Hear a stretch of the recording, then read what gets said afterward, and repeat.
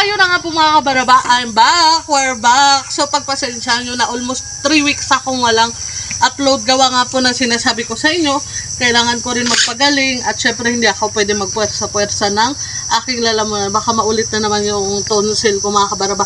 So, yun, nakita nyo nakaraan yung last video ko. Nagkakabit pa lang po kami ng straw na ito. So, awa ng Diyos, good news.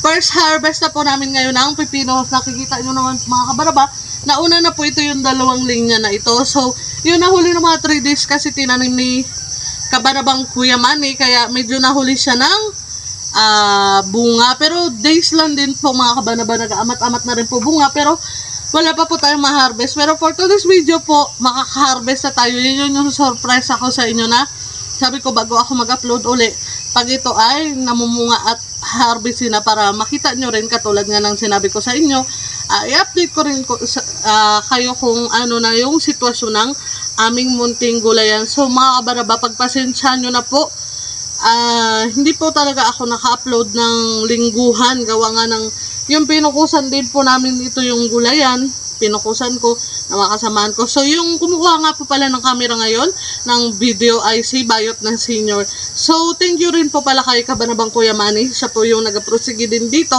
sa maghapon. Minsan dito na rin po pala siya natutulog. Ipakita mo Bayot ng Senior, may kubo na siya. Yan po yung kanyang kubo, hindi pa tapos. So yan, dito na natutulog si kabarabang Kuya Manny para matutukan niya ito yung munting gulayan namin. So yun mga kabaraba, mag-harvest na tayo for today's video ng pipino. So ito yung 2 linya na ito. May ma-harvest na po kayo. Ay, kami. Samahan nyo po kami.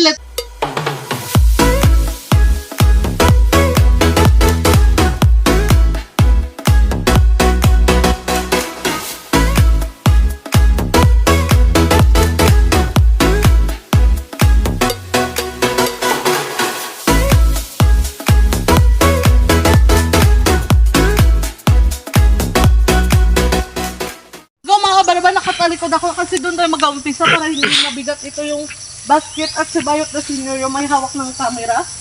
So nakikita niyo po ba yan? Ito po, yan yung ating harvestin at first harvest natin ngayon mga kabaraba, diba? Yan. So dito tayo mag-uumpisa. Ipakita mo Bayot na Senior yung mga bunga nila. Ayan po yung ating pipitasin for today's video. Pagpasensyahan nyo na mga kabaraba, ako ay nakapaalang gawa ng umulan na naman kagabi. Kaya yun, medyo madulas at maputi. Kailangan natin magpaa para iwas istorbo na rin sa pagpipitas at paglalakad mga kabarabang. Gawa ng pag nagsinelas po, kakapit yung putik. Ito napakalaki ng bunga.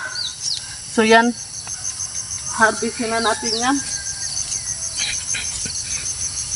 Una-unang harvest for today's video. Ang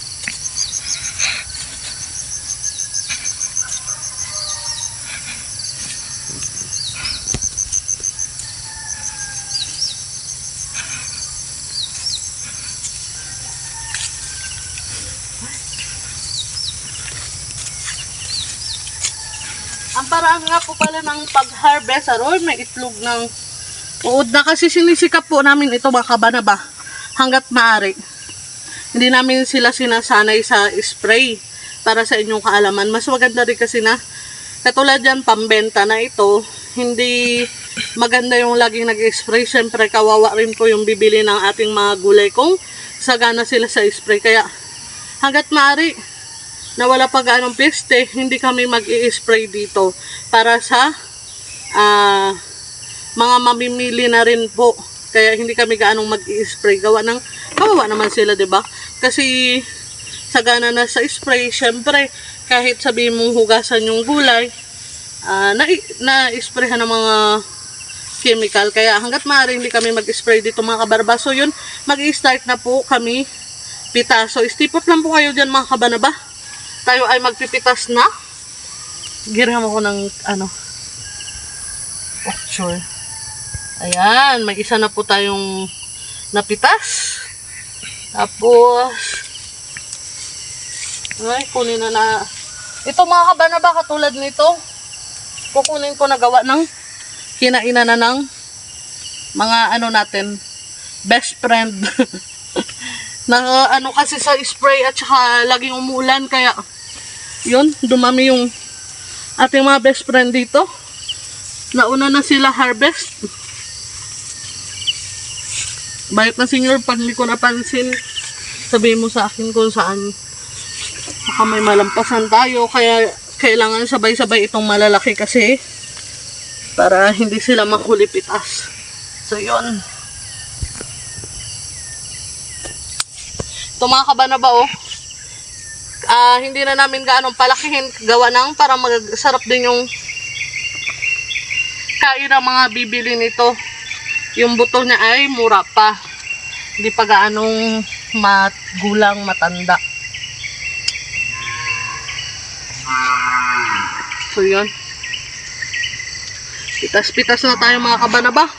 Parang nakaraan lang, ay, kaman, parang hindi magasgas. Parang nakaraan lang mga kabanaba, nagkakabit pa lang tayo ng pagkakapitan nila. Ngayon harvest na tayo. Kunin ko na rin itong maliit na ito. Kung nakikita nyo, may ano na po siya. Yan yung tangkay niya. Kasi nakaraan ito yung inayos ko. Nagpulupot kasi ito sa kanyang parang bagin.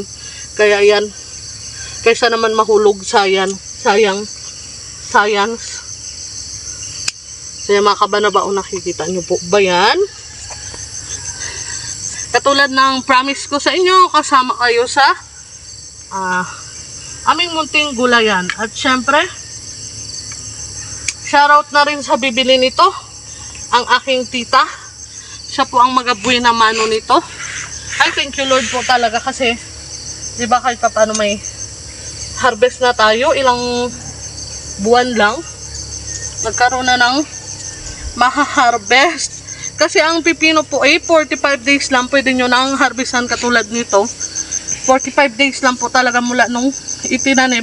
At saka ang kagandahan po sa pipino, hindi na po siya kailangan i-punla.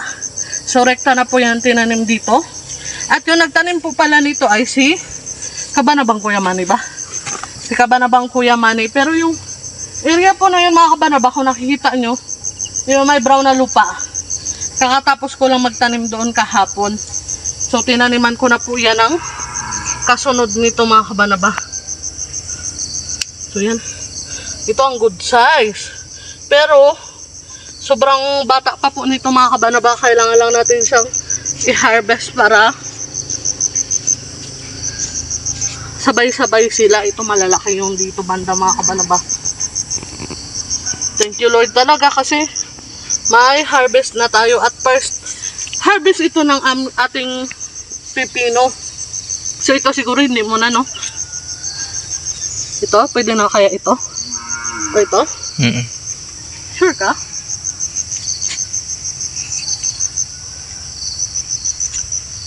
Bibi pa? Next day na lang. So ito lang muna yung mga big size. O katulad nito, ang laki. Buyag-buyag, thank you ha. Kasi namunga na kayo. So yan mga kabanabaw, nakikita nyo ang laki. Kasing laki ko. So dandahanin lang natin para hindi naman mabugbog. Hindi siya magasgas mga kabanaba. Para magustuhan din ng mga mamimili. Siyempre, di ba katulad ko, pag nagabili, siyempre kailangan fresh yung itsura din ang ating mga produkto. Ito dalawa oh. Bakit kasi nyo ipakita mo? Dalawa kasi dalawang puno po ito. So yan, sabay sila nagbunga ng malaki. Yan, atin ang kukunin. Wow. Tapos, syempre mga kabaraba, after nito, pupunasan pa yan natin. Para maging makintab siya. Kasi kung ito po talaga tutuusin, hindi pa siya masyadong pwede i-harvest gawa ng nakikita niya, may tinik-tinik pa. Sabi kasi nila, pag may tinik-tinik pa daw, mura pa yan. Mura pa po yan siya pero malaki. So yun. Tuloy-tuloy lang ang ating pagpitas mga kabanaba. Ito kunin ko na kasi na ano na ng best friend natin, no? May galos na. Kaya pitasin na natin yan.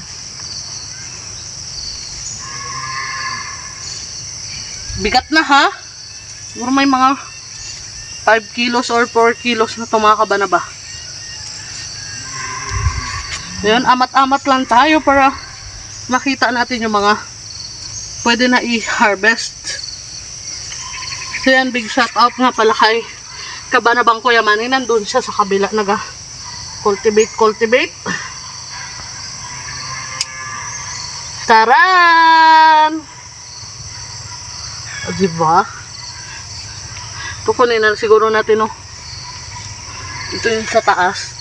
Itong babaalanganin pa. So yan. Shout out din pala kay Bayot na Senior. Siya yung kumukuha ng camera.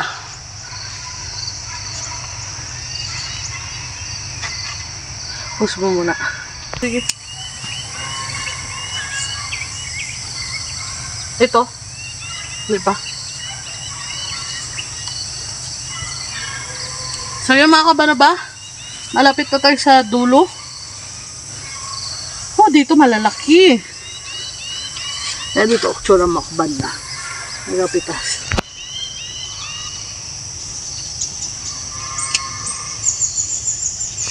So yan. Hala.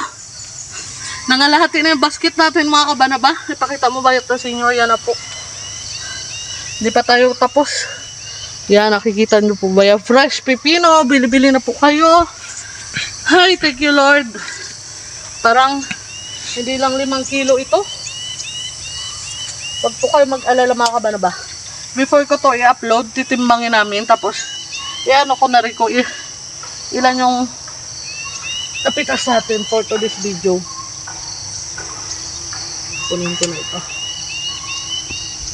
Ay, thank you Lord.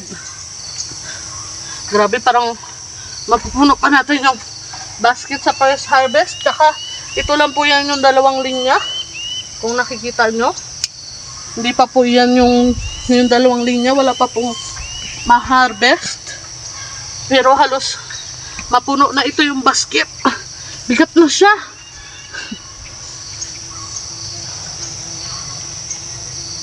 Yan. Ang laki, oh. Jumbo tamo. Puno ata yung basket natin, Bayot na Senior. Ito pwede na. Di pa? Mabigat na, ha? Ay, ito. Huwag mo na. Sige. Ayun, may damage na tayo, no? Saan? Ito? Yung dulo niya. Ito? Hindi. Natanggal lang yung parang bulaklak niya. Pero, goods na ito. Thank you Lord. Bigat na siya. Sobra ito 5 kilo mga kabanaba. Ito kunin na natin. May damage. Yan o. Hiningala ko mga kabanaba. May ba tayo nakaligtaan? Ito medyo malaki na. Kunin na natin yung Bayot na Senior. Ito o. Diba? Same size sila nung kanina doon, no? Goods na yan. Thank you sa inyo mga pipino. Magparami pa kayo ng bunga. Ay, akala ko kalahating basket lang halos mapuno. Thank you talaga sa mga blessing. Syempre, diba? Malaking blessing na ito kasi sipin yung first harvest tapos hindi pa siya fully harvest ng mga puno. Pero ito yung bunga. Grabe. Isang basket mga kabanaba. Siguro may mga 8 to 10 kilos ito. So yun lang mga kabanaba. Magpapaalam na ako kasi pupunasan pa namin to. So for today's video, yun po, namitas tayo ng pipino at update na rin yan. Namumunga na. So pagpasensyahan nyo na po. Medyo hinihingal na naman ako. Yun lang po mga kabaraba, sa mga walang sawang sumusuporta sa aking YouTube channel. Thank you na po kaagad. At syempre, sa mga hindi pa po nakasubscribe, subscribe na po kayo At syempre sa aking mga masusugid na mga supporters, maraming salamat po. At ingat po tayong lahat and see you to our next video mga kabaraba. Yun lang po muna na nanguha tayo ng pipino sa first harvest. So, ako nga po pala si Kabaraba Jack Edora from Brooks Point. Don't forget to subscribe sa aming mga munting YouTube channel. See you to our next video mga kabaraba. God bless!